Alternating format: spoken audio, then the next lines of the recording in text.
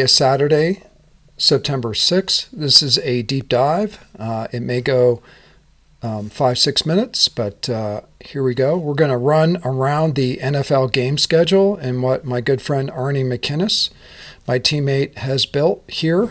And I'm going to demonstrate our technology stack and then take you into the NFL calendar schedule in which he built. So let's get going. We'll go ahead and start by some simple principles.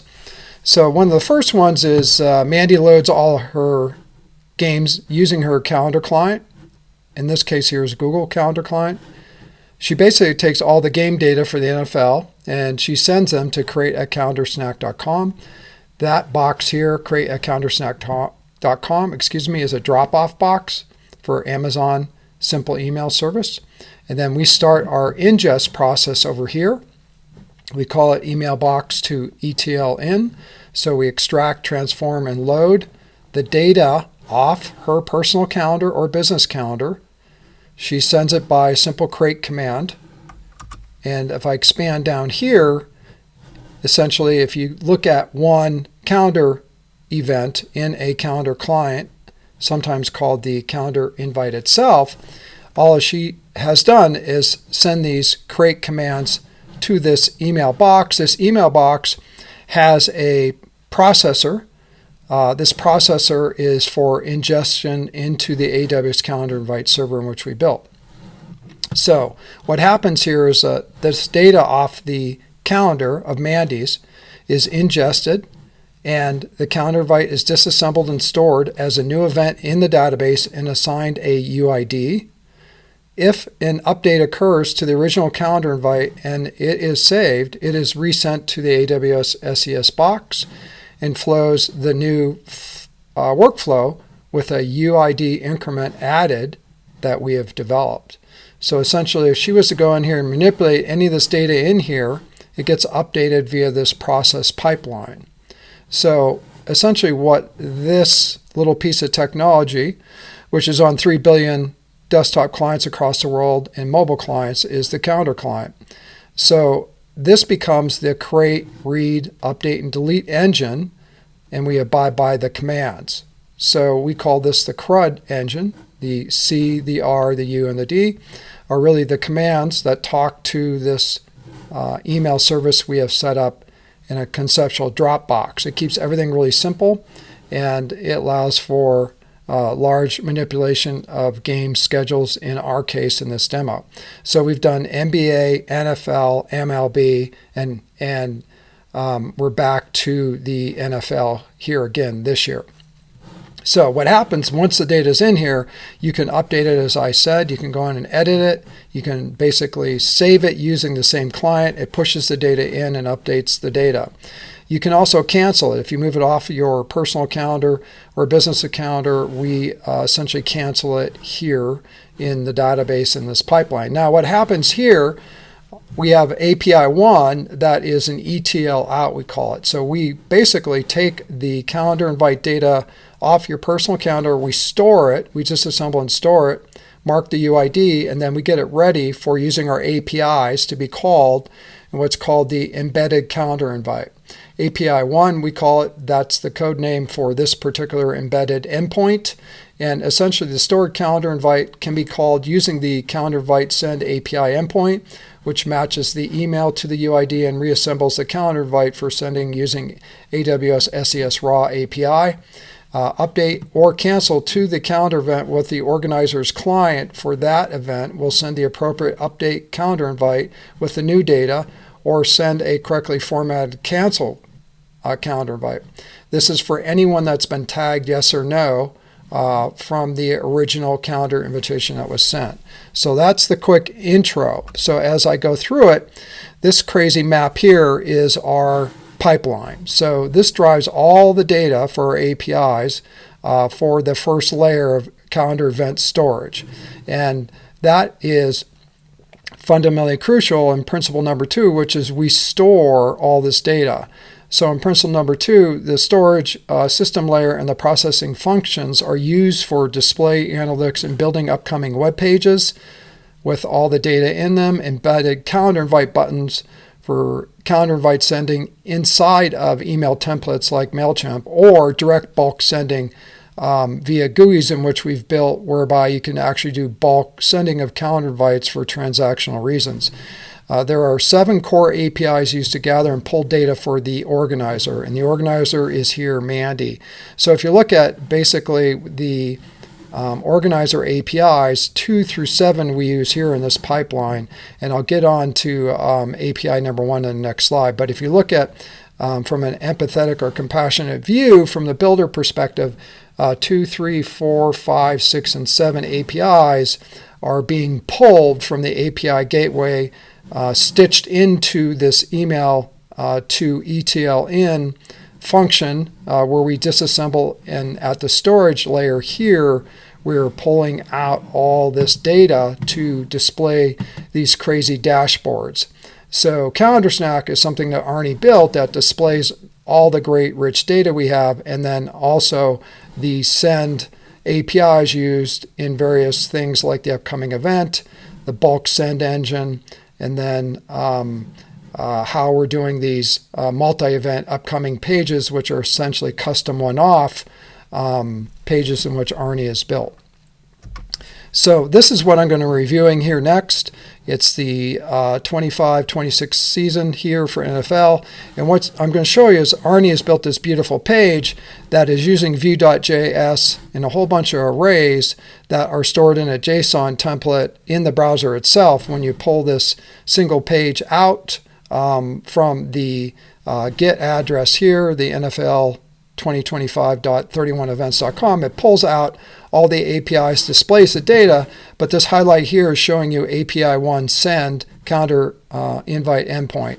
This is kind of like the focus here, at least this step 1 in this series, as I move you through essentially what happens when I put an email address in here for Zach at techvader.com. I click a button, I receive a calendar invite pulled off this page, matching the email address to the UID out of the Dynamo database, and basically we reconstruct the calendar invite on the fly every time, and then we match it to the origin name, essentially the email address, and then we combine those two together in the API call and then send out the calendar invite. So in this case here, the actor downstream is a customer of Mandy's, Zach at techvader.com.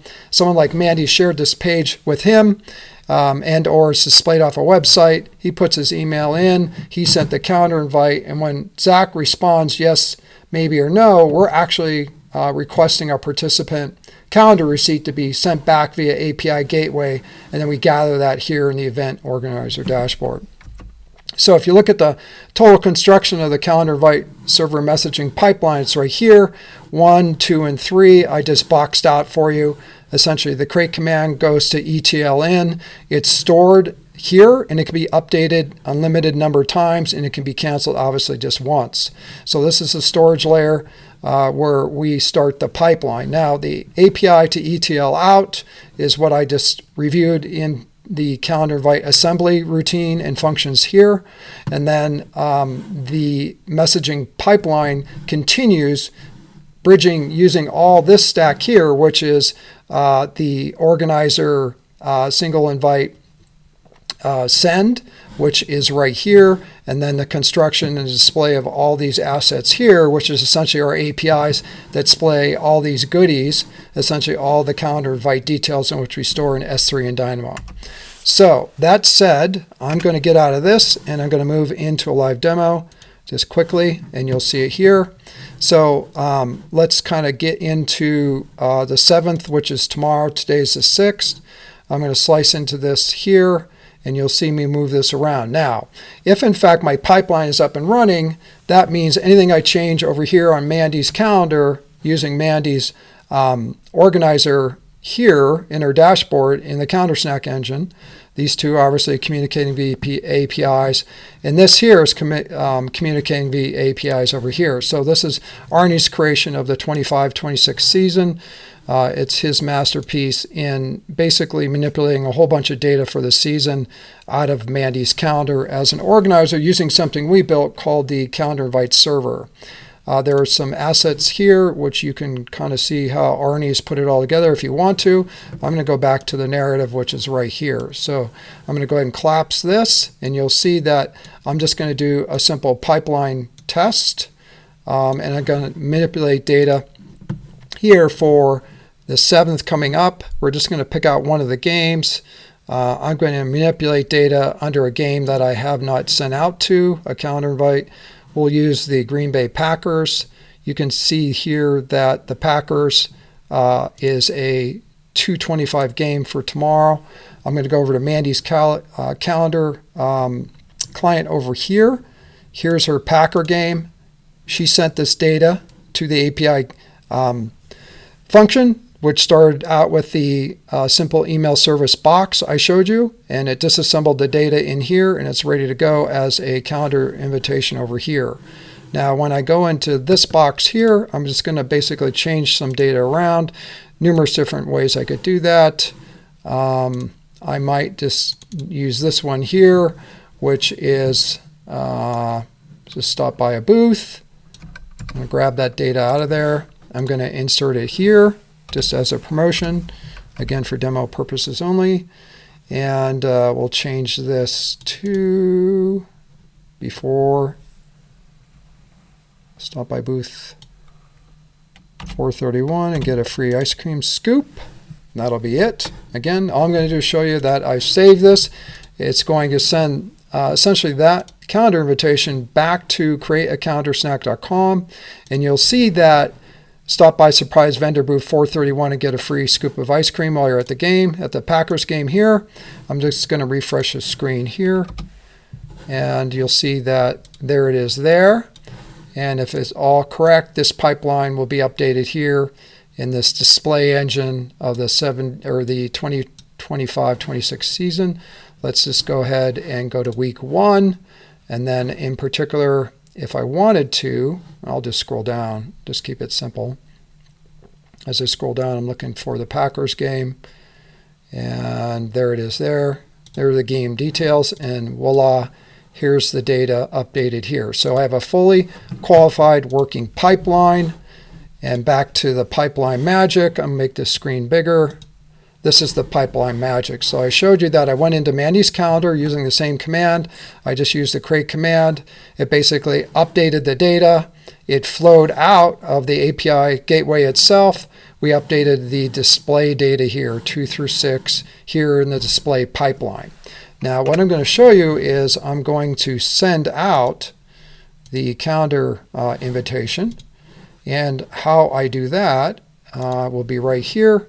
So I'm going to pretend now that this has been loaded. Well, not pretend, it's actually going to do it. So let me go this part of the demo. I'm going to go ahead and load in an email address, and that's how we basically supercharge this season page with the ability of Zach to go to anywhere in the game schedule, look at game details, and then click one button, and we send out the calendar invite for Zach. So Zach is downstream as an actor, essentially in this role-playing, something that which Mandy has shared. It's out on a public site. All this data is Mandy's, and this custom page that Arnie built is the schedule. So back up to the top, there's Zach. Now I'm going to role-play through week 1, since week 1 is in front of us tomorrow. There's the Green Bay Packers. I'm going to click one button there, and it's going to say I sent the calendar invite to Zach because he preloaded this page here. So now I want to go back to our good friends here in Chrome. I'm going to go ahead and populate this page here, and downstream I'm going to be looking for a message from this calendar invite page, and there it is here. It got sent out, and I am going to say yes to the game, being Zach, taking on the actor role. Yes, I'm going to go to the game. So I'm going to go back to my panel here, acting as Mandy now, the organizer. I'm going to go to View Events. We're going to go to the 7th, and this data now is right here in the View Reports. That's the end of the demo. Thanks for stopping by. And then step 2 will be right up here, possibly tomorrow, Sunday morning before the game happens. Thanks for stopping by.